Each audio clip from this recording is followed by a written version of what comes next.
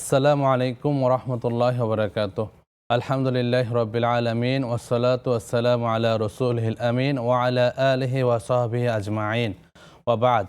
দেশে অথবা প্রবাসে, অফলাইন অথবা অনলাইনে যে অবস্থায় উপভোগ করছেন আপনাদের প্রিয় চ্যানেল নেক্সাস টেলিভিশনের নিয়মিত আয়োজন বেকমেস বিস্কিটস নিবেদিত ইসলামের জীবন বিধান, সবাইকে স্বাগত জানাচ্ছি আমি জুবায়ের আল মাহমুদ। আজকের পর্বে অতিথির আসন অলঙ্কৃত করেছেন বিশিষ্ট ইসলামী চিন্তাবিদ, গবেষক এবং সম্মানিত অধ্যাপক, আরবি বিভাগ, ঢাকা বিশ্ববিদ্যালয়, শাইখ মোহাম্মদ আব্দুল কাদির হাফিজাহুল্লাহ। আসসালামু আলাইকুম ওরহমতুল্লাহি ওবরাকাতুহ। ওয়ালাইকুম আসসালাম ওরহমতুল্লাহ ওবরাকাতুহ। শেখ কেমন আছেন? আলহামদুলিল্লাহ, আপনি কেমন আছেন? আলহামদুলিল্লাহ, আমরা সবাই ভালো আছি। নেক্সাস পরিবারের পক্ষ থেকে স্বাগত জানাচ্ছি। স্বাগত। প্রিয় দর্শক, আপনারাও সংযুক্ত হতে পারেন আমাদের সাথে স্ক্রিনে প্রদর্শিত নম্বরটিতে সরাসরি ফোন কলের মাধ্যমে। পাশাপাশি মেসেজ করতে পারেন আমাদের নেক্সাস টেলিভিশন ইসলামিক এর ফেসবুক পেজে। আমাদের সাথে সংযুক্ত হন সোশ্যাল মিডিয়ায়। নেক্সাস টেলিভিশন ইসলামিক ফেসবুক পেজটি লাইক করুন, ফলো করুন এবং সাবস্ক্রাইব করুন আমাদের YouTube channel Nexus television Islamic. প্রিয় দর্শক, ইসলাম ইমানের দৃষ্টিকোণ থেকে মানুষকে কয়েকটি ভাগে ভাগ করেছে। এর মধ্যে কুফর, শিরক এবং নিফাক এই জাতীয় বদগুণ যাদের আছে তাদেরকে বলা হয় কাফির, মুশরিক এবং মুনাফিক। কিছু কিছু ক্ষেত্রে কাফির এবং মুশরিকের চেয়ে ক্ষতিকারক হলো মুনাফিকরা। তারা বাইরে ইসলামের প্রমাণ দেয় এবং ইসলাম বিভিন্ন নীতিনীতি আমল করে থাকে, কিন্তু ভিতরে সে আসলে কাফির বা মুশরিকের অবস্থায় থাকে। এতে অনেক ক্ষেত্রে মুসলিমরা ধোঁকা খায় এবং বুঝতে পারে না তাদের দ্বারা যে ইসলামের কত বড় ক্ষতি হয়ে যাচ্ছে। আর এই জন্য আল্লাহ সুবহানাহু ওয়া তাআলা সূরা আন-নিসার 145 নম্বর আয়াতে উল্লেখ করেছেন তাদের ভয়াবহ পরিণতির কথা, যেটা জাহান্নামে হবে। আল্লাহ সুবহানাহু ওয়া তাআলা বলছেন, আউযু বিল্লাহি মিনাশ শাইতানির রাজিম, ইন্নাল মুনাফিকিনা ফিদ দারকিল আসফালি মিনান নার ওয়া লান তাজিদা লাহুম নাসিরা। বলা হচ্ছে মুনাফিকরা জাহান্নামের সর্বনিম্ন স্তরে থাকবে, তাদের জন্য কোনো সাহায্যকারী থাকবে না। আর সেই মুনাফিকদের পরিচিতি এবং পরিণতি নিয়ে আজকের আমাদের আলোচনা। শেখ, আজকে আমরা জানবো ইনশাআল্লাহ মুনাফিকদের সম্পর্কে। মুনাফিক কারা, কিভাবে তাদেরকে চিনতে পারবো এবং তাদের দুনিয়া এবং আখিরাতের পরিণতিটা কি। ধন্যবাদ বিজ্ঞ উপস্থাপক। আপনার সূচনা বক্তব্যে আলহামদুলিল্লাহ আমরা অনেক কিছু বুঝতে পেরেছি। তো মুনাফিক, তাদেরকে বাংলাতে কপট বলা হয়, ভণ্ড মুমিন বলা হয় এবং দ্বিচারিতা তাদের মধ্যে বিদ্যমান থাকে। চরিত্রের মধ্যে এমন একটা অবস্থা থাকে যে যখন যেটা সুবিধা পাবে সেটাই সে হাত পেতে নিবে, এমনটি একটা অবস্থা। যে কথাটি আল্লাহ তাআলা নিজেও বলেছেন যে মুদাবদাবিনা বাইনা যালিক লা ইলাহা ওয়া লা ইলাহা উলা। এখন এমন একটা জায়গাতে মুনাফিকরা বসে থাকেন যে জায়গাতে যদি ইমানদারদের দিকে থাকলে তার সুবিধা হয় তা সেদিকে যাবেন, আর যদি কাফেরদের দিকে থাকলে তার সুবিধা হয় সেদিকেই সুবিধাবাদ জিন্দাবাদ, সুবিধাবাদ চিন্তাবাদ। এইটাই এই জন্য এদের চরিত্র সম্পর্কে আল্লাহ তাআলা স্পষ্ট করে বলেছেন যে মুনাফিকের যদি পারিভাষিক অর্থ বলা হয় তাহলে তারাই মুনাফিক যারা মুসলমানদের কাছে আসতে বলে যে আমরা তোমাদের সাথে আছি, আবার যখন কাফেরদের সাথে মিলিত হয় তখন বলে যে আমরা তো তোমাদের সাথেই আছি, বরং তাদের সাথে ঠাট্টা বিদ্রূপ করেছি। এই যে চরিত্র, দ্বিচারিতা, এই দ্বিচারিতা, এটাকেই মুনাফিকি বলা হয়। আল্লাহ তাআলা কোরআন কারীমে বলছেন, ওয়াইদা লাকুল্লাযীনা আমানু ক্বালু আমান্না ওয়াইদা খালাউ ইলা শায়াতিরিহিম ক্বালু ইন্না মাআকুম ইন্নামা নাহনু মুস্তাহজিউন। যে আমরা তো মুসলমানদের সাথে ঠাট্টা বিদ্রূপ করেছি, তাদেরকে বুঝাইছি যে তাদের সাথেই আছি, কিন্তু আসলে আমরা তাদের সাথে ছিলাম না, আছি তোমাদের সাথেই। এই যে মানুষের চরিত্র, এই চরিত্রে চারিত্রিক বিভূষণে বিভূষিত আমাদের সমাজের ম্যাক্সিমাম মানুষ, এবং এরাই এমন অবস্থা তৈরি করে যে এদেরকে চেনাটা কষ্টকর হয় বলে তারা কাফেরের চেয়ে ভয়ঙ্কর, যেটা আপনি বললেন। আমি যদি রাইসুল মুনাফিক আব্দুল্লাহ ইবনে উবাইয়ের কথা যদি বলি, আব্দুল্লাহ ইবনে উবাই কিন্তু রাসূলুল্লাহ সাল্লাল্লাহু আলাইহি ওয়াসাল্লামের সহচর্যে ছিলেন। সে টুপি পরতেন, জুব্বা পরতেন, দাড়িও ছিল, সব কিছু ছিল। এখন এই আব্দুল্লাহ ইবনে উবাইকে যদি কেউ দেখতো তাহলে তাকে বুঝতে পারতো না যে আসল সত্যিকার অর্থে সে মুনাফিক নাকি ইমানদার। কিন্তু ধরা পড়লো কখন? যখন ৪র্থ হিজরিতে যখন আল্লাহ তাআলা ফরজ করলেন, জিহাদ ফরজ করলেন, তখনই তার মুখোশ উন্মোচিত হলো। আব্দুল্লাহ ইবনে উবাই সম্পর্কে আরো জানবো ইনশাআল্লাহ। দর্শকের প্রশ্ন নিয়ে নিচ্ছি ইনশাআল্লাহ। আসসালামু আলাইকুম ওয়া রাহমাতুল্লাহ। জি, ওয়ালাইকুম আসসালাম। জি বোন, প্রশ্নটি করুন। জি, আমার 3টা প্রশ্ন ছিল। জি, সংক্ষিপ্ত করবেন প্লিজ। প্রথমটা হচ্ছে, আমার কিছুদিন আগে কয়েক মাস আগে একজন নন-মুসলিমের সাথে বিয়ে হয়েছে। তো ওনার সাথে বিয়ে হওয়ার পর যখন ওনার বাসায় যায় জি ওনার আচার আচরণে কিছুটা আমি সন্দেহ আছে এখন আমার, যে উনি আসলেই কি মুসলিম হয়েছেন কিনা। আর ইন্নালিল্লাহ। তারপরে উনি আমার সাথে বিভিন্ন ধরনের টর্চার স্টার্ট করে দিয়েছেন, আচ্ছা যেমন মানসিক টর্চার, শারীরিক টর্চার করার চেষ্টা করছেন। তো এখন আমি এই সংসারটা আমার রাখা ঠিক হবে কিনা সেটা। আচ্ছা বোন।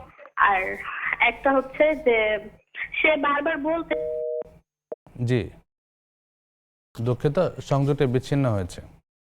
জি শেখ বলছিলেন আব্দুল ইবনে উবাইয়ের কথা। দেখুন আব্দুল ইবনে উবাই তার যে চারিত্রিক অবস্থাটা ছিল সেটা, তিনি তো রাসূল আকরাম সাল্লাল্লাহু আলাইহি ওয়াসাল্লামের সাহাবীদের মতোই তার বেশভূষা ছিল, দেখতেও সুন্দর চেহারা ছিল, মুখে দাড়ি ছিল, এরপর তার মাথায় টুপি ছিল, লম্বা জুব্বা ছিল। এই সকল কিছুর পরও তার মুখোশ উন্মোচিত হলো যখন ইসলামে জিহাদের বিধান আসলো। সে তখন তার অনুসারীদেরকে নিয়ে ৩২০ জন অনুসারী নিয়ে তিনি পিছন উহুদের থেকে যুদ্ধে পালিয়ে গেলেন। মুসলিমদের উহুদের একটা যুদ্ধে কঠিন ক্রান্তিকাল গিয়েছে। কঠিন ক্রান্তিকাল গিয়েছিল। তো এই সময়গুলোতে মুনাফিক চেনা যায়। সুতরাং আমরা আমাদের সমাজেও যখন দেখবো এরকম কিছু মানুষ আছে যে আমার পাশেই ঘুরঘুর করছে, কিন্তু সত্যিকার অর্থে সে কিন্তু মুসলমান না, বা সে সত্যিকার অর্থে সে ইমানদার না, বরং সে ভয়ঙ্কর হলো এই কারণে যে সে এমন সব কিছু জিনিস আমার কাছ থেকে সংগ্রহ করবে, করে আমার অপোনেন্ট যারা আমার জানিয়ে দুশমন দিবে। আছে তাদেরকে দাঁড়িয়ে দিবে এবং দাঁড়িয়ে দিয়ে আমার ক্ষতি করবে। এটা ইসলামের মধ্যেও হতে পারে এবং ইসলামের বাইরে সামাজিক বিধিবিধানের মধ্যে এটা হতে পারে। জি এই জন্য আমাদের মুনাফিক চেনাটা খুব বেশি প্রয়োজন। তো মুনাফিক চিনব কিভাবে? রাসূল আকরাম সাল্লাল্লাহু আলাইহি ওয়াসাল্লামের অসংখ্য হাদিস, বুখারী এবং মুসলিম শরীফের, বুখারী শরীফের 2862 নম্বর হাদিসে রাসূল সাল্লাল্লাহু আলাইহি ওয়াসাল্লাম যেটা বলেছেন যে আয়াতুল মুনাফিক সালাসা, জি মুনাফিকের নিদর্শন হলো তিনটি। ইদা হাদ্দাসা কাদ্দাবা, এক নম্বর হলো যখন সে কথা বলে তখন সে মিথ্যা বলে। এই কথাটা কিন্তু শুধু হাদিসে এসেছে এমনটি না, আল্লাহ তাআলা শারু নিজেও করে বলছেন জি ওয়াল্লাহু ইয়াশহাদু ইন্নাল মুনাফিকিনা লাকাযিবুন, জি বলছেন যে আল্লাহ সাক্ষী দিচ্ছেন যে মুনাফিকরা মিথ্যাবাদী। তার মানে আল্লাহ যেখানে মুনাফিকদেরকে মিথ্যাবাদী হিসাবে কি সাব্যস্ত করছেন, সুতরাং সেখানে আর আমাদের নতুন করে তাদের ব্যাপারে দ্বিমত পোষণ করার কোনো সুযোগ নেই। জি তো এই যে হাদ্দাসা কাদ্দাবা, বাকি দুইটা বৈশিষ্ট্য জানবো আর একজনের প্রশ্ন নিয়ে নিচ্ছি। জি ইনশাআল্লাহ। আসসালামু আলাইকুম ওয়া রাহমাতুল্লাহ। আসসালামু আলাইকুম। জি জি, ওয়ালাইকুম আসসালাম ওয়া রাহমাতুল্লাহ। জি বোন বলুন। হুজুর, আমি নীলা বলছিলাম পাবনা থেকে। জি বোন। জি, আমার প্রশ্নটা হচ্ছে হুজুর, নামাজ নিয়ে। নামাজে সিজদা থেকে দাঁড়ানোর সময় হচ্ছে ফ্লোরে বা জায়নামাজের উপরে ভর দিয়ে আমি উঠি। তো আচ্ছা আমাকে কেউ একজন দেখে বলছে যে জায়নামাজে ভর দিয়ে ওঠা যাবে না, নিজের গায়েও ভর দিয়ে ওঠা যাবে না। আচ্ছা এটা মানে অন্যরকম ভাবে উঠতে হবে, হাত কোনো কিছুতে ভর দেওয়া যাবে না। তো আচ্ছা আমি তো ওইভাবে পারি না, আমি ফ্লোরে ভর দিয়ে উঠি। আসলে ওঠার জি। নিয়মটা কি? আমরা সিজদা থেকে কিভাবে উঠবো? আমরা জানবো এই বিষয়ে ইনশাআল্লাহ। একটু অন্য কোনো বলবেন। প্রশ্ন আছে বোন? জি না। জি ধন্যবাদ, আমরা জানবো ইনশাআল্লাহ। যে শেখ বলছিলেন মুনাফিকের আলামত জি। সম্পর্কে রাসূলুল্লাহ দেখুন সাল্লাল্লাহু আলাইহি রাসূল আকরাম ওয়াসাল্লাম সাল্লাল্লাহু আলাইহি ওয়াসাল্লাম যে তিনটার কথা বলেছেন, প্রথম যেটা বলেছেন সেটা হলো মিথ্যা বলা। আপনি দেখুন মিথ্যাবাদীকে কেউ বিশ্বাস করতে পারে না, এবং সে মিথ্যা বলতে বলতে তার অভ্যাসটা এমন হয়ে যায় যে সে জি। একজন মিথ্যুক হিসেবে সাব্যস্ত হয়, কাযযাব হিসেবে আর সাব্যস্ত। কাদ্দাব হিসেবে সাব্যস্ত হয়। আর কাদ্দাব যখন সে হয়ে যায় তখন তার জন্য জাহান্নাম অবধারিত। আমরা নাউযুবিল্লাহ। পৃথিবীতে সৎ মানুষকে আল্লাহ নিজেও কিন্তু বলেছেন ইয়া আইয়ুহাল্লাযীনা আমানু তাকুল্লাহ ওয়া কুলু কাওলান কাওলান সাদীদা। সাদীদা। আল্লাহ বলেছেন সত্য বলার জন্য। জি এখন কোনো মানুষ যদি মিথ্যা বলে এবং অহরহ মিথ্যার মধ্যে থাকে, তখন সে কোনটা সত্য বলছে এটা অনুধাবন করা মুশকিল হয়ে যায়। জি এই জন্য তার সাথে সামাজিক কোনো মুআমালাত করা যায় না। এই জন্য মুনাফিকের লক্ষণ হলো সে কথায় কথায় মিথ্যা বলে। তারপর যেটা বলছেন সেটা ইজা ওয়াদা আখলাফা, তিনি যখন প্রতিশ্রুতি দেন তখন প্রতিশ্রুতি ভঙ্গ খেলাপ করে, করেন, খেলাপ ভঙ্গ করে। করেন। এখন আপনি ধরুন সামাজিকতার মধ্যে আপনি যদি কোনো প্রতিশ্রুতি দেন, প্রতিশ্রুতির বিনিময়ে কিন্তু একজন আরেকজন মানুষের প্রতি আস্থা তৈরি করে। এখন আপনি প্রতিশ্রুতি দিয়েছেন যে আমি আপনার কাছ থেকে ৫,০০০ টাকা ঋণ নিলাম, এটা আমি আপনাকে ১ মাস পর বা ২ মাস পর দিয়ে দেব, দিয়ে কিন্তু দেব। আপনি জি ২ মাস অতিবাহিত হওয়ার পর আপনি আর তার ফোনটাই ধরলেন না। বর্তমানে এতে করলে বাস্তবতা আরো খারাপ হয়ে দাঁড়িয়েছে। আরো খারাপ তাকে হয়ে নক করা যায় না, নকলা রাগ করে আরো বড় রাগ দুঃখজনক। করে আল্লাহ আকবার। অথচ ইয়াকরিদুল্লাহ কারদান হাসানা, আল্লাহ বলছে কর্জে হাসানা দেওয়ার জন্য। ইউদাইফুল হাম বলছেন যে এই জি। কর্জে হাসানা দিলে কি হবে? আল্লাহ সম্পদ বাড়িয়ে দেবে, জি। দ্বিগুণ হবে। এই সুযোগটা লুফে নেওয়ার জন্য আল্লাহর অনেক প্রিয় বান্দারা বসে আছেন, যে তারা কি করবেন, কর্জে হাসানা দিবেন, কিন্তু দিবেন কেমন করে? যদি কর্জে হাসানা দিতে যান তাহলে কি হবে, তার সাথে সম্পর্কটা কি হবে, বিচ্ছিন্ন নষ্ট হবে, হয়ে যাবে। বিচ্ছিন্ন কারণ হবে। নবীজি বলছেন আল করজু মিকরাজুল মুহাব্বত, জি করজ বা ধার হলো কি, যে ভালোবাসার কেচি। জি, তার মানে কেচি। আপনি কারোর সাথে খুব ভালো সম্পর্ক আছে, তাকে কিছু টাকা পয়সা ঋণ দেন বা তাকে হাওলাত দেন, তারপর দেখবেন যে তার সাথে আপনার সম্পর্ক বিচ্ছিন্ন হয়ে গেল, কারণ কোনোদিন সে আপনাকে ফেরত দেবেও না, আপনাদের সম্পর্ক রাখবে না। তো এই যে পরিস্থিতি, এই জন্য রাসূল আকরাম সাল্লাল্লাহু আলাইহি ওয়াসাল্লাম দ্বিতীয় নম্বর বলছেন ইদা ওয়াদা আখলাফা, সে যখন প্রতিশ্রুতি দেয় তখন প্রতিশ্রুতি ভঙ্গ করে। ভঙ্গ করে। আর ৩ নম্বর বলছেন ইদা উতুমিনা খান, যখন সে আমানত রাখা হয় তার কাছে তখন সে খেয়ানত করে। এই বিষয়টা অত্যন্ত ভয়ঙ্কর এই কারণে, কারণ এই আমানত শুধু যে টাকা পয়সার আমানত এমন নয়, কথারও কথার আমানত আমানত আছে। আছে। আপনি এমন একটা কনফিডেন্সিয়াল কথা তার কাছে আমানত রাখলেন, যেটা অন্য কেউ জানলে, তৃতীয় ব্যক্তি জানলে তার অনেক বড় ক্ষতি হতে পারে, কিন্তু আপনি আর সেটা রাখতে পারলেন না, কারণ আপনার চরিত্রটা হলো মুনাফিকের। জি আপনি এখান থেকে সংগ্রহ করেন, অন্যখানে বিক্রি করেন। আপনি গীবত করা আপনার স্বভাব, আপনার পরনিন্দা পরচর্চা করা আপনার স্বভাব, আর আপনার এই স্বভাবের কারণে, মুনাফিকি খাসলত থাকার কারণে আপনার কাছে কোনো ব্যক্তি আমানত রেখেছে এমন কোনো কথা যেটা তার জন্য ক্ষতিকর হতে পারে, আপনি সেটা অন্যকে বলে দিলেন। অথবা টাকা পয়সা আপনার কাছে আমানত রাখলো। আমার এক ওস্তাদ ছিলেন, কাজী শেখ হুজুর বলতাম আমাদের, যে ওনার কাছে মানুষ আমানত রাখতো, এবং আমানতের ধরনটা এমন ছিল যে যে যেই টাকা পয়সা দিত উনি লিখে কি করতেন, এই সংরক্ষণ করতে সংরক্ষণ করে রাখতেন, এই ইয়ে দিয়ে সংরক্ষণ করে রাখতেন, এবং 2 বছর 3 বছর 4 বছর পরে আসলো তিনি ওই টাকাটাই তাকে ফেরত দিতেন। এটি হলো আমানতদারিতা। রাসূল আকরাম সাল্লাল্লাহু আলাইহি ওয়াসাল্লামের যখন ঘাড়ের উপরে তরবারি ছিল, মৃত্যু পরোয়ানা ছিল, তখনও কিন্তু তিনি আমানতের কথা বলেন নাই। তার কাছে অনেক আমানত ছিল মানুষের। যখন হিজরতের নির্দেশনা আসলো, তিনি হযরত আলী রাদিয়াল্লাহু আনহুকে জাগালেন, ঘুম থেকে জাগিয়ে বললেন যে মক্কার মানুষের অনেক আমানত আমার কাছে আছে, তুমি এগুলো তাদের বাড়িতে দিয়ে মদিনায় চলে এসো। তো এই যে ভয়ঙ্কর একটা অবস্থার মধ্যে, যে বাহিরে নাঙ্গা তরবারিগুলো ঝুলছে, অথচ ওই মুহূর্তে রাসূল আকরাম সাল্লাল্লাহু আলাইহি ওয়াসাল্লাম তাকে বলছেন যে আমার আমানতগুলো পৌঁছে দিও। আল্লাহু আকবার। পরবর্তীতে কত বড় আমানতদার ছিলেন। সেটা একটা প্রশ্ন নেব শেখ। জি ইনশাআল্লাহ। আসসালামু আলাইকুম ওয়া রাহমাতুল্লাহ। আসসালামু আলাইকুম ওয়া রাহমাতুল্লাহ। ওয়া আলাইকুম আসসালাম ওয়া রাহমাতুল্লাহি ওয়া বারাকাতুহু। জীবন প্রশ্নটি করুন। হুজুর, আমার একটা প্রশ্ন ছিল। আমার হাজবেন্ড হচ্ছে যে সেলুনের ব্যবসা করে। অনেকে বলে জি যে এই সেলুনের ব্যবসাটা নাকি হালাল না, হারাম। আচ্ছা, অনেকে দাড়ি কাটার সাথে সম্পৃক্ত থাকেন? জি জি জি জি উনি দাড়ি কাটার সাথে সম্পৃক্ত থাকে। আচ্ছা, ঠিক আছে, আমরা জানবো ইনশাআল্লাহ এই বিষয়ে। অসংখ্য ধন্যবাদ আপনাকে। প্রিয় দর্শক, উপভোগ করছেন আপনাদের প্রিয় অনুষ্ঠান বেকমেস বিস্কিটস নিবেদিত ইসলামিক জীবন বিধান। সময় হলো প্রথম বিরতিতে যাবার, ফিরছে অল্প সময় পর। থাকুন ইসলামিক জীবন বিধানের সাথে। আসসালামু আলাইকুম ওয়া রাহমাতুল্লাহ। প্রিয় দর্শক, বিরতির পর আবারও স্বাগত জানাচ্ছি আপনাদের প্রিয় অনুষ্ঠান বেকমেস বিস্কিটস নিবেদিত ইসলামিক জীবন বিধানে। আজকের পর্বে অতিথি হিসেবে আছেন শাইখ ডক্টর আব্দুল কাদের হাফিজাহুল্লাহ। যে শাইখ, আমরা বিরতির পূর্বে আলোচনা করছিলাম মুনাফিকদের পরিচয় বা পরিচিতি সম্পর্কে, এখন পরিণতি সম্পর্কে যদি জানান। ধন্যবাদ।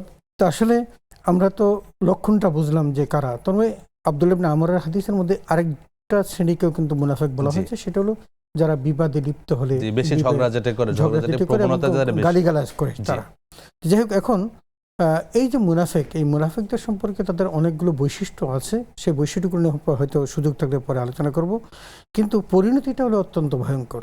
রাসূল আকরাম সাল্লাল্লাহু আলাইহি ওয়াসাল্লাম যেমন বলেছেন, আল্লাহ জাল্লা শাআনহু নিজে কোরআনুল কারীমে অসংখ্য জায়গাতে বলেছেন। যেমন একটা আপনি বলেছেন, ইন্নাল মুনাফিকিনা ফি দারকিল আসফালি মিনান নার, জাহান্নামের একদম অতল গহ্বরে তাদের স্থান হবে, এবং তারা জাহান্নামীদের পুজ বক্ষণ করবে, এবং ওয়ালান তাজিদ লাহুম নাসীরা, তাদের জন্য কোনো সাহায্যকারী থাকবে না। তারপর দেখুন, ওই জগতে যদি আল্লাহর সাহায্যকারী না থাকে তাহলে সেই ব্যক্তির পক্ষে মুক্তি পাওয়ার কোনো সুযোগ নেই। কিন্তু আল্লাহ তাআলা মুনাফিকদেরকে কোনো সাহায্য করবেন না, সেই কথাটি বলেছেন। আরেকটা যেটা বলেছেন সেটা বলেছেন যে ওয়াদাল্লাহুল্লাযীনা আমানু ওয়াদাল্লাহুল মুনাফিকিনা ওয়াল মুনাফিকাত ওয়াল কুফারা নারা জাহান্নাম খালিদিনা ফিহা। এখানে স্পষ্ট করে বলেছেন যে আল্লাহ প্রতিশ্রুতি দিয়েছেন মুনাফিক পুরুষ এবং নারী এবং কাফেরদের সম্পর্কে যে তারা জাহান্নামে জ্বলবে। সুতরাং স্পষ্ট করে আমরা বুঝতে পারি যে যারা মুনাফিক তারা জাহান্নামী, তাদের কোনো মুক্তি পাওয়ার সুযোগ নেই। আরেকটা আয়াতে আল্লাহ তাআলা শাহ বলছেন ইয়া আইয়ুহান নাবিয়্যু জাহিদুল কুফার ওয়াল মুনাফিকিন ওয়াগলুজ আলাইহিম। এখানে কিন্তু আল্লাহ তাআলা স্পষ্ট করে মুনাফিকদের সম্পর্কে বলেছেন যে তোমরা মুনাফিকদেরকে অ্যাভয়েড করে চলো এবং তাদের স্থান হবে জাহান্নামে এবং সেটা হবে নিকৃষ্ট, সেটাই হবে তাদের জন্য যথোপযুক্ত জায়গা। তো এই যে লাআনাহুমুল্লাহ এবং বলছেন যে তাদের প্রতি আল্লাহর অভিসম্পাত থাকবে।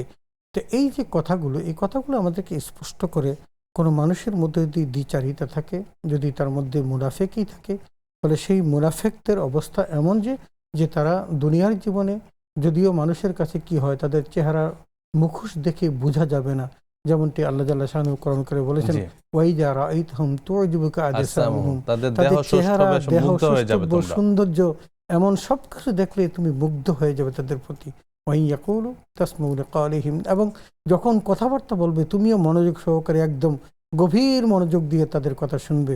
কান্নাহুম খুশুবুম মুসান্নাদা, বলে ওটা হলো ওই যে লাকড়ি ওয়ালের সাথে সাজিয়ে রাখার কাঠের মতো।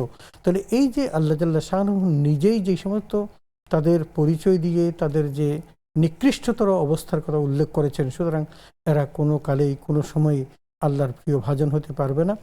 আমরা একটা জিনিস দেখি যে মুনাফিক সর্দার আব্দুল মিনা উবাইয়ের মৃত্যুর সময় যখন সে ইন্তেকাল করে, তার ছেলে আব্দুল্লাহ তো তিনি কি ছিলেন, তিনি মুমিন ছিলেন, তিনি জানতেন যে বাবার কি পরিণতি হবে। রাসূল আকরাম সাল্লাল্লাহু আলাইহি ওয়াসাল্লামের কাছে এসে বললেন, হে আল্লাহ রাসূল, আপনি যদি আমার বাবার ইয়ার জন্য একটু জুব্বাটা দিতেন আমি খুব খুশি হতাম। তো রাসূল সাল্লাল্লাহু আলাইহি ওয়াসাল্লাম তাকে ক্ষমা করতে করতে পারলেন, ডিসলাইক করতে পারলেন, দেরি করতে পারলেন না, তাকে দিয়ে দিলেন। যখন নবীজি তার জুব্বা দিলেন তখন তার একটু সাহস হলো, তিনি ভাবলেন যে নবীজির কাছে যদি চাই তাহলে আমার বোধহয় ক্ষমা প্রার্থনা শব্দটাও লাগবে। তখন বলছে আল্লাহ রাসূল, আপনি যদি আমার বাবার জানাজাটা পড়াতেন। তখন যে প্রস্তাব যখন করলেন, নবীজি জানাজা পড়ার জন্য যে রাজি হচ্ছেন, কিন্তু হযরত ওমর ফারুক রাদিয়াল্লাহু আনহু তাকে বসাতে চাচ্ছেন এবং বলতে চাচ্ছেন যে আল্লাহ রাসূল আপনি এই কাজটা করবেন না, সমাজের মধ্যে বিভ্রান্তি সৃষ্টি হবে। কিন্তু তারপর রাসূল সাল্লাল্লাহু আলাইহি ওয়াসাল্লাম যখন উঠলেন, একটু দুই এক কদম হাঁটার পর জিবরাইল আলাইহিস সালাম এসে জিজ্ঞেস করেন, আল্লাহ রাসূল আপনি কোথায় যাচ্ছেন? যে আব্দুল বিন উবাইয়ের জানাজায় ওমর কি বলেছে, এটা কিন্তু ওমরের শানে আয়াতে কারিমা আছে। বল যে ওমর তো রাজি হয় নাই, বলে যে ওমর যেটা রাজি হন নাই আল্লাহ সেটার পক্ষে আছেন। তার মানে ওমর চাচ্ছেন না যে আপনি মুনাফিকের জানাজা পড়ান, আল্লাহ তার পক্ষেই, তার মানে আপনি জানাজা না পড়ানো একটু উত্তম। এবং সেখানেই কিন্তু আল্লাহ তাআলা কোরআনে আয়াত নাযিল করেছে যে ইস্তাগফির লাহুম আও লা তাস্তাগফির লাহুম ইন তাস্তাগফির লাহুম 70 মারাতান ফালা ইয়াগফিরুল্লাহু লাহুম। কত বড় মারাত্মক কথা, একটা কত মারাত্মক আল্লাহ তাআলা স্পষ্ট জানিয়ে দিলেন যে তুমি যদি 70 বারও তাদের জন্য ক্ষমা প্রার্থনা করো। তার মানে কে? আল্লাহর নবী মুহাম্মদ সাল্লাল্লাহু আলাইহি ওয়াসাল্লামকে বলছেন আপনি যদি 70 বারও তাদের জন্য ক্ষমা চান তবু আল্লাহ ক্ষমা করবেন না। তার মানে কত বড় কঠিনতর অবস্থা এই মুনাফিকদের জন্য। আল্লাহ সুবহানাহু ওয়া তাআলা আমাদের জীবনের সর্বক্ষেত্রে নিফাকে থেকে বেঁচে থাকার তৌফিক দান করুন। দর্শক অপেক্ষমান আছেন, প্রশ্ন নিচ্ছি। আসসালামু আলাইকুম ওয়া রাহমাতুল্লাহ। ওয়া আলাইকুম আসসালাম ওয়া রাহমাতুল্লাহি ওয়া বারাকাতুহু। জি, আমি মৃত্তিকা মনি বলছিলাম বাড়িঘাট থেকে। জি বোন, প্রশ্নটি করুন। স্যার, আমার কোয়েশ্চেন হচ্ছে যে আসলে প্রত্যেক ওয়াক্ত নামাজের তো একটা ফিক্স টাইম লিমিটেশন আছে। জি। তো তারপরে দেখা যায় যে আমরা মাঝে মাঝে আলোচনা করে হয় কি যে হ্যাঁ আজান দিয়েছে, আচ্ছা পড়বো না, নামাজটা আধা ঘন্টা পর বা 1 ঘন্টা পরে পড়বো। এই যে উইদাউট এনি কজ আমরা যে নামাজটা একটু লেট করে পড়ি, এতে করে কি আমাদের গুনাহ হয়? আচ্ছা বোন, অন্য কোনো প্রশ্ন আছে? জি, আমার সেকেন্ড কোয়েশ্চেন হচ্ছে আমাদের বাচ্চারা দেখা যায় যে এখন আউটডোর গেমস থেকে ইনডোর গেমস এর প্রতি ওরা একটু বেশি অ্যাডিক্টেড। জি। তো ইনডোর গেমস গুলো খেলতে গেলে দেখা যায় মাঝে মাঝে টাকার দরকার হয়। এই যে টাকা দিয়ে ওরা যে গেমস খেলে, এটা কি আসলে জায়েজ? সম্প্রতি এই বিষয়টা অবতারণা অনেক বেশি বাড়ছে, আমরা জানবো ইনশাআল্লাহ। জি বোন, তৃতীয় প্রশ্ন আপনার। যে আমার থার্ড কোয়েশ্চেন হচ্ছে যে আমার বাসায় যারা মেড সার্ভেন্ট আছে, জি, তো দেখা যায় কখনো কারণে অকারণেই আমি ওদের সাথে একটু শাউট করে ফেলি। আচ্ছা। তো আসলে দেখা যায় কখনো অকারণে যদি শাউট করি, দেখা যায় আমি ওদের কাছে আমার নিজের মানে মিস্টেকটা দেখা যায় আমারই হয়তো ছিল। জি জি। আমি ওদের কাছে আমার ভুলটা স্বীকার না করে অন্যভাবে আমি এটা ম্যানেজ করি। দেখা যায় মাঝে মাঝে কিছু টাকা দিয়ে দিই, অথবা পরে কোনো ভালো ব্যবহার করে ওদের সাথে আমি এটা কভার করে দিতে চেষ্টা করি। আমার কি আসলে এটা করলে ঠিক আছে, নাকি ওদের কাছে আমার নিজের ভুলটা স্বীকার করা? খুবই গুরুত্বপূর্ণ বিষয়, আমরা শাইখের কাছ থেকে জানবো ইনশাআল্লাহ। অসংখ্য ধন্যবাদ আপনাকে। যে শেখ আমরা প্রশ্ন তুলে জি, যাচ্ছি। আমাদের ইনশাআল্লাহ। প্রথমে একজন জানতে চেয়েছিলেন যে এক মুসলিমের সাথে উনি বিবাহ বন্ধনে আবদ্ধ হয়েছেন, কিন্তু মানে বিয়ের পরে পরিস্থিতি একটু অন্যরকম দেখতে পাচ্ছেন, যে যে মুসলিম সে অতটা প্র্যাকটিসিং না এবং কি স্ত্রীকে অনেক বেশি মারধর করেন এবং ইসলামিক নিয়মকানুন মেনে চলছেন না। এক্ষেত্রে ওই বোন কি করবেন? আসলে ধন্যবাদ। আসলে আমি একটু দ্বিধাহীন অবস্থায় আছি, সংকোচ আছি। সেটা হলো এই, তিনি এত বড় একটা সিদ্ধান্ত নিলেন, সেই সিদ্ধান্তটা জেনে বুঝে কেন নিলেন না? সে মুসলিম, এটা তাকে কনফার্ম হওয়া দরকার ছিল যে আসলে সে কি মুসলমান হয়েছে কিনা, এবং কেউ যদি মুসলমান হয় এটা খুব ভালো জিনিস, কিন্তু সে যদি প্র্যাকটিসিং মুসলমান না হয় তাহলে কিন্তু তার ওই পূর্বের সেই রেওয়াজটাই তার মধ্যে কি হবে, বিদ্যমান বজায় থাকবে। সুতরাং এটা যদি তিনি করে থাকেন তার একটা খুব জঘন্যতম একটা ভুল করেছেন। তবে সেই ভুলটা এখন তাকে কভার করার জন্য আগে জানতে হবে সে সত্যিকার অর্থে আসলে কি সে মুসলমান হয়েছে কিনা, নাকি সে নামধারী মুসলমান। যদি তাই হয়ে থাকে তাহলে কিন্তু কাফেরের সাথে কোনো মুসলমানের কিন্তু সম্পর্ক টিকতে পারে না। এটা তাকে কনফার্ম হতে হবে। আর যদি এটা তিনি কনফার্ম হন তাহলে তার এই সম্পর্ক ভেঙে দেওয়াটাই উত্তম হবে, কারণ সে অন্য ভিন্ন ধর্মের, তার মানে সে কুফরি করবে, আপনি মুসলমান, এটা কোনোভাবেই সম্ভব না। তাছাড়া স্বামী হিসাবে তার যতটুকু আল্লাহ তাআলা তাও একটা একটা অবস্থা দিয়েছেন, হুন্না লিবাসুল্লাকুম ওয়া আনতুম লিবাসুল্লাহুন্না। স্বামী এবং স্ত্রীর মধ্যে সম্পর্কটা এরকম থাকতে হবে, একটা গভীরতা থাকতে হবে, মহব্বত থাকতে, ভালোবাসা থাকতে হবে। এটার যদি ব্যত্যয় ঘটে তো সংসার জীবনটাই দুর্বিষহ হয়ে যায়। আমরা কিন্তু একটা জিনিস ইদানিং লক্ষ্য করেছি যে মুসলিম বা মুসলমান হয় না এমন কারোর সাথে পরকীয়ায় লিপ্ত হওয়া, এবং সমাজের মধ্যে এই শ্রেণীটা একটু বেড়ে যাচ্ছে কেন যেন মনে হচ্ছে। যেমন মনে করো আমাদের ওই সীমান্ত এলাকার ওই জায়গাগুলোতে হিন্দুদের সাথে একটা সম্পর্ক তৈরি করে তাদের সাথে যে মুআমালাত, এই যে মুআমালাতটা, এটা তো এমনিতেই নিষিদ্ধ। কোরআন কারিমে রাসূল সাল্লাল্লাহু হাদিসে অবৈধ সম্পর্ক একেবারে নিষিদ্ধ, কিন্তু তারপরও যদি আবার সেটা হয় বিধর্মীর সাথে, এটা অত্যন্ত জঘন্যতম। তাতে কি হয় জানেন? তাতে হলো যে আপনার যে কৃষ্টি কালচার, মুসলিম কৃষ্টি কালচার, এটা কিন্তু আস্তে আস্তে বিলুপ্ত হয়ে যায় এবং আপনি ডাইভার্ট হতে বাধ্য যদি আপনি তাকে আপনার মনটা পুরো দিয়ে দেন। আমার মনে হয় এই বিষয়টা আমাদের একটু সাবধান থাকতে হবে, এবং এই বোনকে আমি বলবো যে তাকে একটু ভালোভাবে যাচাই বাছাই করে আরও কোনো ওয়ে যদি থাকে তার সম্পর্কে জানার, তাহলে জেনে আপনি সঠিক সিদ্ধান্ত নেওয়ার চেষ্টা করবেন ইনশাআল্লাহ। পাশাপাশি আমরা আমাদের বোনকেও বলতে চাই, আপনার সংযোগটা বিচ্ছিন্ন হয়ে গিয়েছিল। আপনার যদি কোনো প্রশ্ন থাকে আপনার নেক্সাস টেলিভিশন ইসলামিক এর ফেসবুক পেজে আপনি মেসেজ করতে পারেন, আমরা যথাসাধ্য চেষ্টা করব প্রশ্নের উত্তর দেওয়ার ইনশাআল্লাহ। পরের প্রশ্নে আমরা যাচ্ছি। আমাদের বোন নীলা পাবনা থেকে প্রশ্ন করেছেন যে সালাতে সাজদা থেকে দাঁড়ানোর সময়, বিশেষ করে দ্বিতীয় বা চতুর্থ রাকাতে, ওই সময় ফ্লোরে বা মাটিতে ভর দিয়ে দাঁড়ানো যাবে কিনা, বা এই ক্ষেত্রে সঠিক আদর্শ কোনটি? আসলে বিষয়টা এরকম যে সিজদা থেকে ওঠার সময় ভর দিয়ে দাঁড়ানো, এটা কিন্তু ফরজও ছুটে না, ওয়াজিবও ছুটে না, এটা নামাজ হয়ে যাবে। আর ওনার কিছু ওযরও আছে। যদি শারীরিক সুস্থতা থাকে তাহলে আমরা যেভাবে করি সেটা হলো আমরা এই হাঁটুতে ভর দিয়ে তারপর উঠি, আর বিছানাতে ভর দিতে হয় না। কিন্তু এমন অনেক আছেন যারা 50 ঊর্ধ্ব, তাদের কিন্তু মাটিতে ভর দিয়ে উঠতে হয়। সুতরাং এটা নামাজ তরকের জন্য বা নামাজের ক্ষতি হওয়ার জন্য কোনো কারণ নেই, বরং তার নামাজটা সুন্দর হয়ে যাবে ইনশাআল্লাহ। চমৎকার বললেন। সে আরেকজন দর্শককে যুক্ত করছি। আসসালামু আলাইকুম রাহমাতুল্লাহ। জি, আসসালামু আলাইকুম। ওয়া আলাইকুম আসসালাম ওয়া রাহমাতুল্লাহি ওয়া বারাকাতুহু। জি বোন। আমি টঙ্গী গাজীপুর থেকে সুরভি বলছি। জি বোন, বলুন, প্রশ্নটা করুন। একটা প্রশ্ন। তো আমি ফ্যামিলি সবার বড় বউ, মানে আমার হাজবেন্ডটা 3 ভাই। আচ্ছা। আমি সবার বড় বউ। জি। তো আমার শাশুড়ি সবসময় আমাকে বলে যে আমি বড় বউ, সবার দায়িত্ব নাকি আমার নিতে হবে। আচ্ছা। আমাকে সবাইকে দেখতে হবে। আচ্ছা। যেটা আসলে ইসলাম কি বলে। আর আমার শাশুড়ি আরেকটা কথা বলছে, মানে সবার সাথে বলে যে আমার বড় ছেলে যদি আমাকে না দেখে, মানে আমার শ্বশুর নাই, শ্বশুর মারা গেছে। আচ্ছা। তো সে সবার সাথে বলে যে আমার বড় ছেলে যদি আমাকে না দেখে, আমার বড় বউ যদি না দেখে, তাহলে আল্লাহর কুরআন মিথ্যা হয়ে যাবে। তো এটা একটু বাড়াবাড়ি করে ফেলেছেন। জি। আচ্ছা। তো এটা আসলে আমি জানতে চাচ্ছি যে এটা আসলে ইসলাম কি বলে। আর আমার হাজবেন্ডও সবসময়, মানে ওর মাকে সবসময় সাপোর্ট দেয়। তো বলে যে মাকে ছাড়া যাবে না, ওয়াইফ ছাড়া যাবে, সন্তান ছাড়া যাবে, মাকে নাকি ছাড়া যাবে না। তো এটা আসলে আমি জানতে চাই যে আসলে ইসলাম কি বলে। আচ্ছা বোন, আপনার মনের আবেগটা আমরা বুঝতে পারছি। এ সম্পর্কে ইসলাম কি বলে আমরা জানবো ইনশাআল্লাহ। অসংখ্য ধন্যবাদ আপনাকে। জি শাইখ, পরের প্রশ্ন আমাদের এক বোন জানতে চেয়েছেন যে ওনার স্বামী সেলুনে কাজ করেন, তো সেলুনের কাজ করা যাবে কিনা। ওসব আমি একটু পাশাপাশি প্রশ্ন করেছিলাম জি। যে দাড়ি কাটার সাথে যুক্ত আছে কিনা, দাড়িও কাটেন। আসলে বিষয়টা হলো কি, সেলুনে কাজ করা বা সেলুনের প্রফেশন হিসেবে নেওয়া এটা নাজায়েজ কিছু না। জি আমরা যে হজে যাই, ওই মাতাফ এলাকার মধ্যে কিন্তু কোনো হিন্দু ঢুকে না।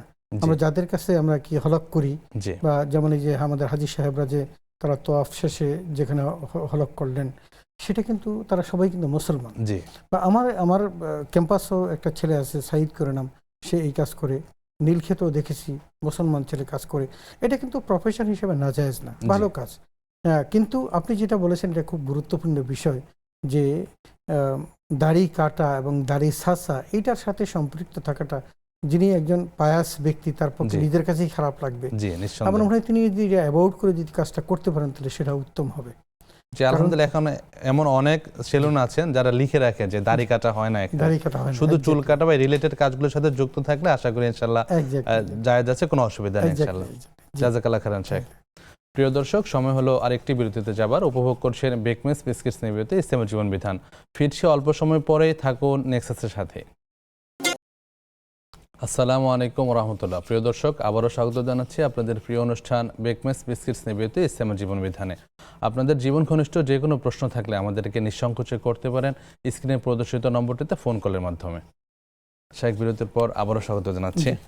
আমরা পরের প্রশ্নে যাচ্ছি। আমাদের অনলাইনে এক ভাই মোহাম্মদ শাফাত হোসেন জানতে চেয়েছেন যে সৎ মা তার বাবার কাছ থেকে সকল সম্পত্তি লিখে নিয়েছেন।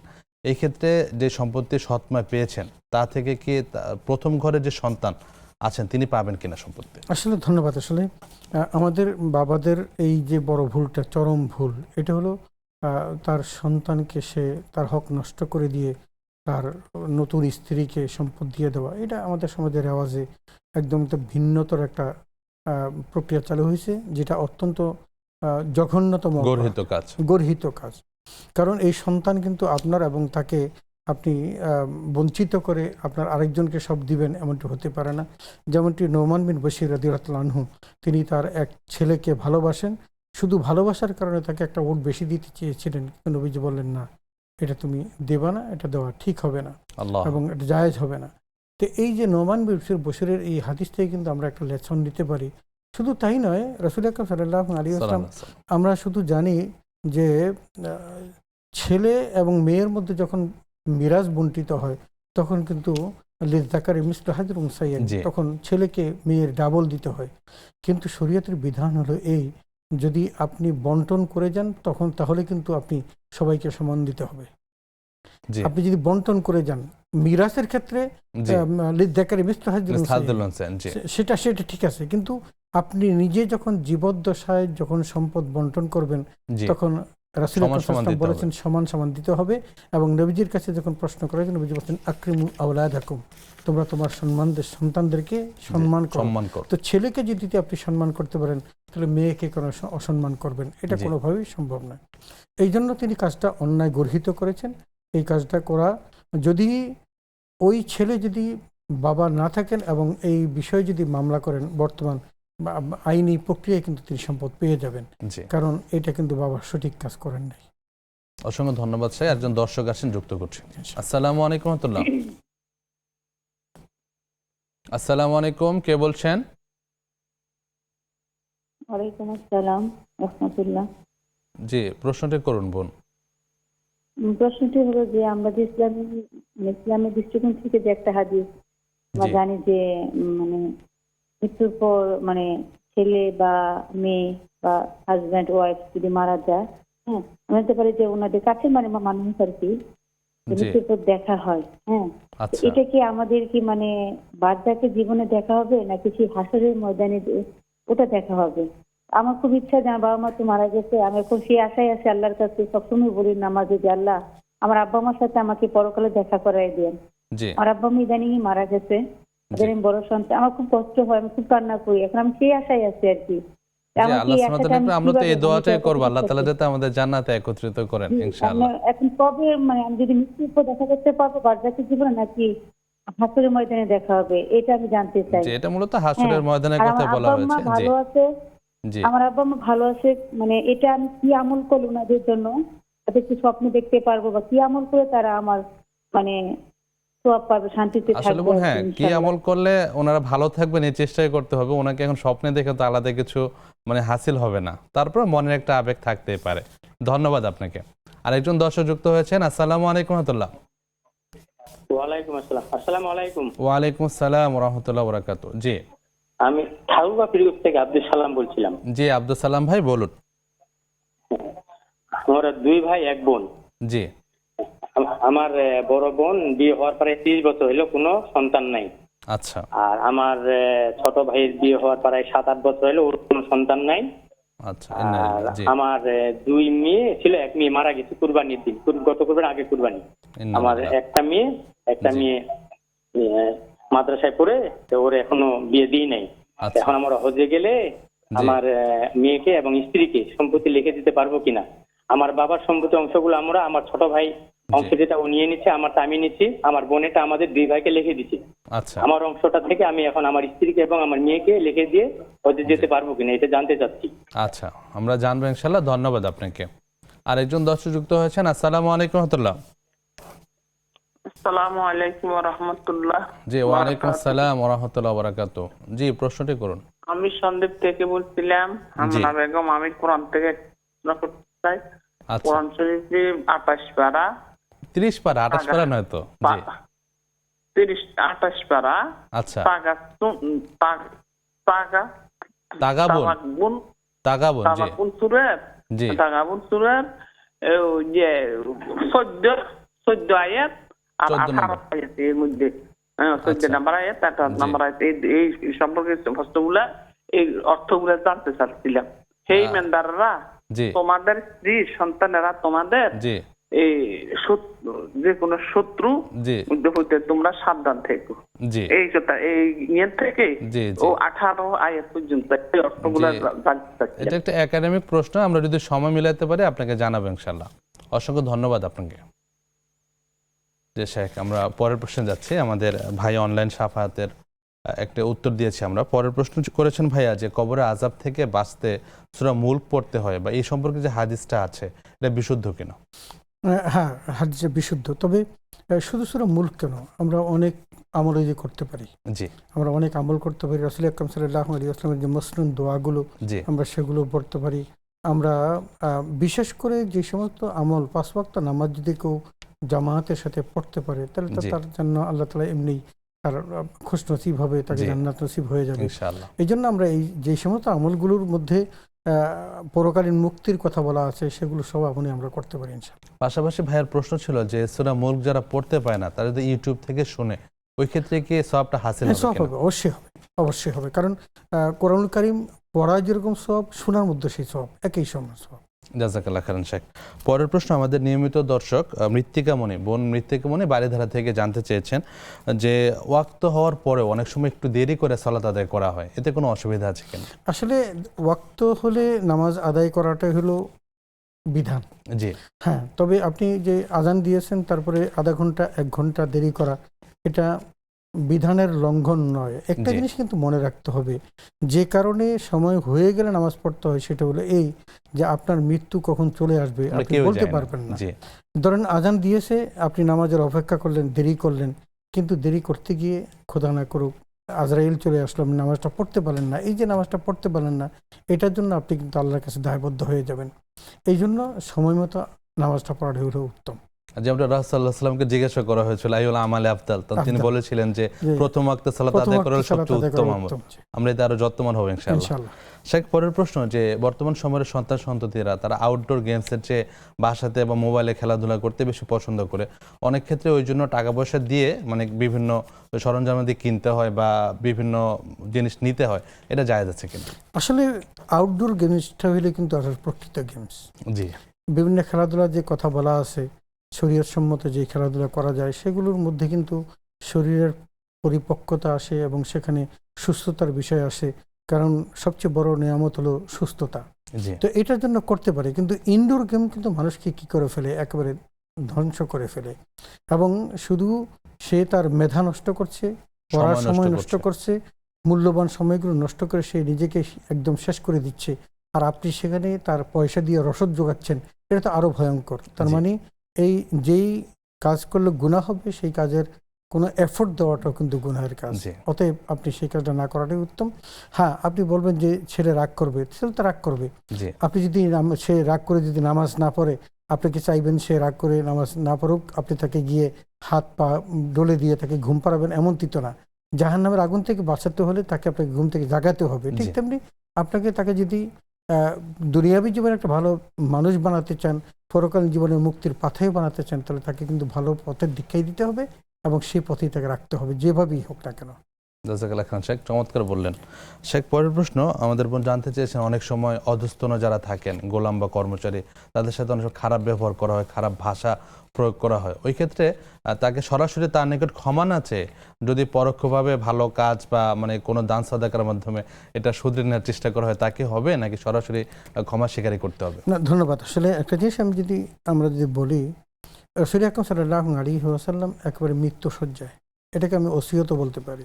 জি, রাসূল আকরাম সাল্লাল্লাহু আলাইহি ওয়াসাল্লাম একেবারে মৃত্যু শয্যায়, তখন তিনি যেই উপস্থিত সাহাবাদের লক্ষ্য করে যে কথাগুলো ওসিয়তগুলো করেছিলেন, সের মধ্যে একটা ছিল আসসালাত আসসালাত আসসালাত ওয়া মা মালাকাত আইমানুকুম, যে তোমরা নামাজের প্রতি যত্নশীল হবে এবং তোমাদের অধীনস্থদের প্রতি যত্নশীল হবে। তার মানে কত বড় গুরুত্বপূর্ণ বিষয় হলে নবীজি মৃত্যুর মুখে পতিত হওয়ার মুহূর্ত এই কথাটি বলেছেন। সুতরাং অধীনস্থদের সাথে কখনো খারাপ আচরণ করা যাবে না। অসংখ্য হাদিস আছে এই ব্যাপারে বলা যাবে। তবে যদি কাউকে কখনো কষ্ট দেওয়া হয়, তার মানে তার হক নষ্ট করা হয়, তখন সরাসরি তার কাছে বলেই ক্ষমা চাওয়াটাই কিন্তু সর্বোত্তম পন্থা। যদি সেটা করতে তিনি নিজে সংকোচ বোধ করেন, তখন এমন সব বিহেভিয়ার তার সাথে করা উচিত যেটা করলে সে পূর্ববৎ আবার আগের মতো তার মনিবের প্রতি সন্তুষ্ট হবে।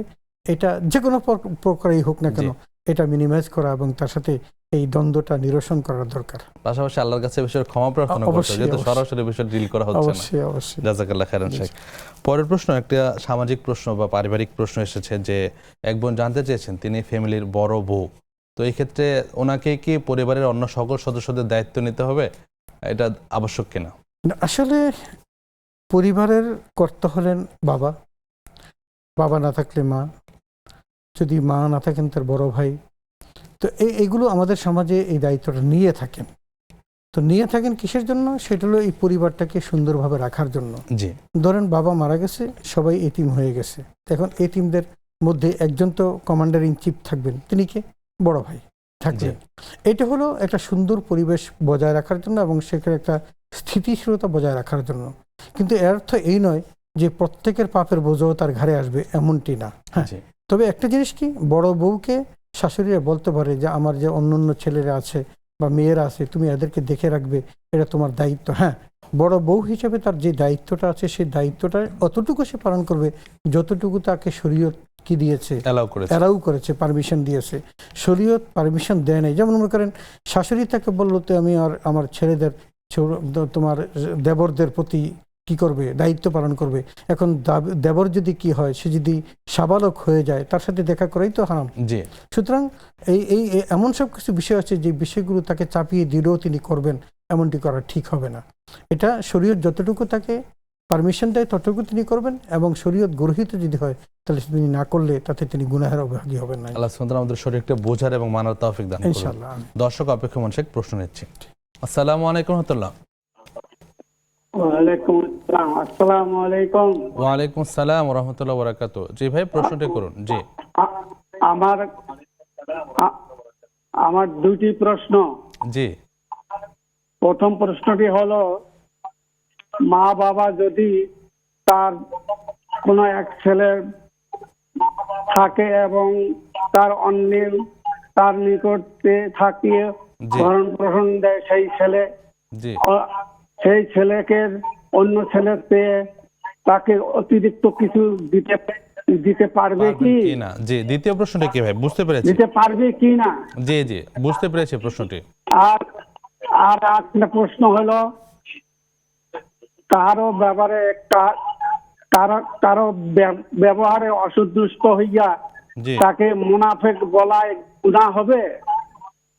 আচ্ছা, আমরা জানবো ইনশাআল্লাহ। ধন্যবাদ আপনাকে। আরেকজন দর্শক যুক্ত হয়েছেন। আসসালামু আলাইকুম রহমতুল্লাহ। ওয়ালাইকুম আসসালাম ওয়া রাহমাতুল্লাহ। আমার নাম মুহাম্মদ ফাহিম। জি, প্রশ্নটি করুন। জি, আমার বাড়ি যে বরিশাল। আচ্ছা আচ্ছা, বরিশালের ভাই, প্রশ্নটি করুন। জি, আমি আপনাকে প্রশ্ন করতে চাইছি, রমজান মাসে নামাজ পড়ে না আর যারা রোজা থাকে না, তার কফারাত কেমন? আচ্ছা, রমজান মাসে নামাজ পড়ে না, তাই তো? প্রশ্ন আবার একটু করুন। জি, নামাজ পড়ে না, রোজাও রাখে না, পাঁচটি কেমন? জি, আমরা জানবো ইনশাআল্লাহ। ধন্যবাদ আপনাদের। প্রিয় দর্শক, উপভোগ করছেন ব্রেকমেন্স বিস্কিটস নিবেদিত ইসলামের জীবন বিধান। সময় হলো সর্বশেষ বিরতিতে যাবার। ফিরছি কিছুক্ষণ পর, থাকুন আমাদের সাথে। আসসালামু আলাইকুম রহমতুল্লাহ। প্রিয় দর্শক, সর্বশেষ বিরতির পর আবারও স্বাগত জানাচ্ছি আপনাদের প্রিয় অনুষ্ঠান ইসলামের জীবন বিধানে। নিবেদন করছে ব্রেকমেন্স বিস্কিটস। আমাদের সাথে আছেন শাইখ ডক্টর প্রফেসর আব্দুল কাদের হাফিজাহুল্লাহ। শাইখ, বিরতির পর আবারও স্বাগত জানাচ্ছি। আমরা পরের প্রশ্ন যাচ্ছি। আমাদের এক বোনের প্রথম প্রশ্ন উত্তর দিয়েছিলাম। দ্বিতীয় প্রশ্ন ছিল, উনি শুনেছেন বা ওনার শাশুড়ি ওনাকে বলেছেন যে বড় ছেলে যদি তার মা বাবাকে না দেখে তাহলে কোরআন মিথ্যে হয়ে যাবে, এবং যে কোনো পরিস্থিতি বড় ছেলেকে পরিবারের সকল দায়িত্ব পালন করতে হবে। আসলে বিষয়টা একেবারে বাড়াবাড়ি এমনটি না। যেমন বড় ছেলে দায়িত্ব নিবে, সে ঠিক, যতটুকু তার পক্ষে সম্ভব সে করবে। কুল্লুকুম রাইন নবীজি বলছেন যে প্রত্যেকে দায়িত্বশীল এবং প্রত্যেকেই তাদের নিজ নিজ দায়িত্ব সম্পর্কে জিজ্ঞেস করা হবে। এখন পরিবারের কর্তা হিসেবে সে দায়িত্বশীল, তাকে দায়িত্ব নিতে হবে। কিন্তু তার অর্থ এই নয় যে বড় ছেলে এবং বউ যদি যথাযথ দায়িত্ব পালন করতে না পারে, ব্যর্থ হয়, তো কোরআন ভুল হয়ে যাবে, মিথ্যা হয়ে যাবে, এমনটি না। এটা হওয়ার প্রশ্নই ওঠে না। বরং তিনি অনেক বাড়াবাড়ি করে কথা বলেছেন। এই জন্য তার আল্লাহর কাছে ক্ষমা চাওয়া দরকার। আল্লাহর কোরআন ভুল হবে না, মিথ্যা হবে না। হ্যাঁ, তবে কাউকে সাধ্যের অতীত কোনো বিষয় চাপিয়ে দেওয়া ঠিক না। লা ইউকাল্লিফুল্লাহু নাফসান ইল্লা উসআহা, নিজেও বলেছেন যে কাউকে সাধ্যের বাইরে কোনো কিছু চাপিয়ে দেওয়া ঠিক নয়। আজকের সমাজ ব্যবস্থা এমন হয়েছে যে বড় ভাইকে মানেই বা কয়জন? যদি সে বেশি বাড়াবাড়ি করতে যায় তখন তার বিরুদ্ধে শত্রুতা পোষণ করা হবে।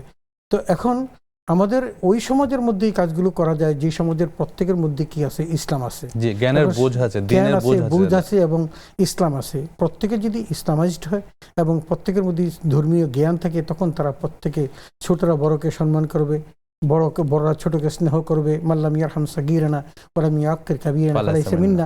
এখানেই তো একটা ধর্মের বিষয়ের একটা বিশেষত্ব রয়ে গেছে।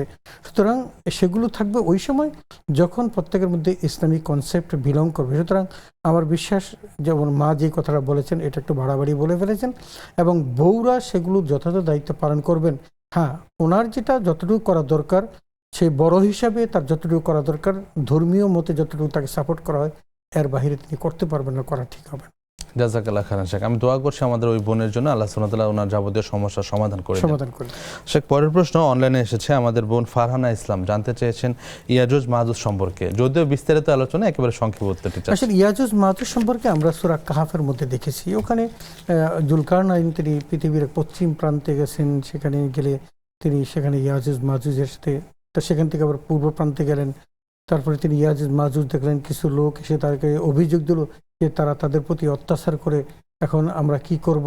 আপনি যদি আমাদের আপনি যদি আমাদের জন্য কিছু উপকার করতেন, আমরা আমাদের যে খারাজ বা তেমনি আমাদের কি বলে এটাকে ট্যাক্স আপনাকে দিব, আপনি আমাদেরকে ইয়াজুজ মাজুজের অত্যাচার থেকে বাঁচিয়ে দেন। তখন হযরত জুলকারনাইন যে কাজটা করেছিলেন, তিনি দুই পাহাড়ের মাঝখানে সীসা ঢালা প্রাচীর দিয়ে বন্ধ করে দিয়েছিলেন। যে এটা এরকমই আমরা সূরা কাহাফের মধ্যে এই ঘটনাটা পেয়েছি। জাযাকাল্লাহ খাইরান শেখ। পরের প্রশ্ন আমাদের এক ভাই জানতে চেয়েছেন যে হজে যাওয়ার পূর্বে তার সন্তানদের মধ্যে সম্পত্তি বন্টন করে দিয়ে যাওয়া যাবে কিনা। যে এখানে কিন্তু একটু বিষয় থাকে, সেটা হলো এই, হজে যাওয়ার পূর্বে সম্পদ বন্টন করা কিন্তু ম্যান্ডেটরি না। কারণ এমনটি নয় যে তিনি মরতে যাচ্ছেন এমন আশা করেও যাচ্ছেন না। হ্যাঁ, তবে একটা মানুষের পরিপক্কতা রাখার জন্য যে আমার কোনো পিছু টান থাকলো না, আমি সব শেষ করে গেছি, এই জন্য অনেকে করার চেষ্টা করেন। এখানে দুটো জিনিস দেখার বিষয়, সেটা হলো এই, যদি সন্তান তার ছেলে এবং মেয়ে উভয় থাকে, তখন তিনি কমফোর্টলি তাদেরকে স্ত্রী সন্তান তাদেরকে দিয়ে যেতে পারবেন, কোনো সমস্যা নেই। কিন্তু যদি তার একটা কন্যা থাকে অথবা দুইটা কন্যা থাকে, তাহলে কিন্তু তার এই সম্পদের অংশীদার কিন্তু তার ভাইরা হবে বা তাদের মিরাসের মধ্যে অন্যরা থাকবে। সুতরাং আপনি যদি এখন আপনার এই কন্যাকে বা স্ত্রীকে দিয়ে সম্পদ দিয়ে যান, তাহলে ওই মিরাসে যারা আছে তাদেরকে কি করা হবে, বঞ্চিত করা হবে। এমনটি চিন্তা ভাবনা করেই কিন্তু বন্টন করা উচিত, যাতে করে অন্যরা বঞ্চিত না হয়। আর ইসলামের যেহেতু এটার জন্য আলাদা কোনো গুরুত্ব দেয়নি, মৃত্যুর পরের যেহেতু বন্টনের বিষয়টা, সেহেতু এভাবে রাখাই মনে হয় শ্রেয়। জি, রাখাটাই শ্রেয়। জাযাকাল্লাহ খাইরান শেখ। পরের প্রশ্ন, আমাদের এক ভাই জানতে চেয়েছেন যে এক ছেলে তার মা বাবার প্রতি সম্পূর্ণ দায়িত্ব নিয়েছে বা দেখভাল করে, অন্য ছেলেরা করে না, এই ক্ষেত্রে যে ছেলে দেখভাল করে তাকে কি অতিরিক্ত সম্পত্তি দেওয়া যাবে কিনা? আসলে আমরা এই সম্পর্কে আজকেই আলোচনা করেছি। সেটা হলো এই হযরত নোমান বিন বশির, যিনি কুফার গভর্নর ছিলেন এক সময়, তো নোমান বিন বশির রাসূলুল্লাহ সাল্লাল্লাহু আলাইহি ওয়াসাল্লামের কাছে এসে তার ছোট্ট ছেলেকে, যাকে খুব বেশি পছন্দ করেন, ভালোবাসেন, তাকে নিয়ে এসে বললেন যে আল্লাহ রাসূল, আমি ওকে খুব বেশি ভালোবাসি, ওকে আমি একটা ওট দিতে চাই। তো নবীজি বললেন যে তুমি কি এই একটা করে ওট সবাইকে দিতে পারবে? বলেছেন না। তাহলে তুমি দিও না। তার মানে তাহলে রাসূলুল্লাহ সাল্লাল্লাহু আলাইহি ওয়াসাল্লামের এই হাদিস থেকে স্পষ্ট যে কাউকে পছন্দ করে সে একটু বেশি তার প্রতি নজর রাখে বলে তাকে বেশি কিছু দেওয়া যাবে, এটা শরীয়তে জায়েজ নেই। হ্যাঁ, তাকে যেটা করতে পারেন সেটা হলো এই যে বাবা মার দোয়া তো আল্লাহ বিফলে দেন না, যেহেতু তার জন্য করতেছেন, তাকে দেখভাল করতেছেন, সুতরাং তার জন্য স্পেশালি দোয়া করে যেতে পারেন, যেই দোয়া হয়তো তাকে ফিজিক্যাল যে ক্যাশ দিবেন তার চেয়ে আরও বেশি হতে পারে, সুতরাং সেটাই করে যাওয়া উত্তম।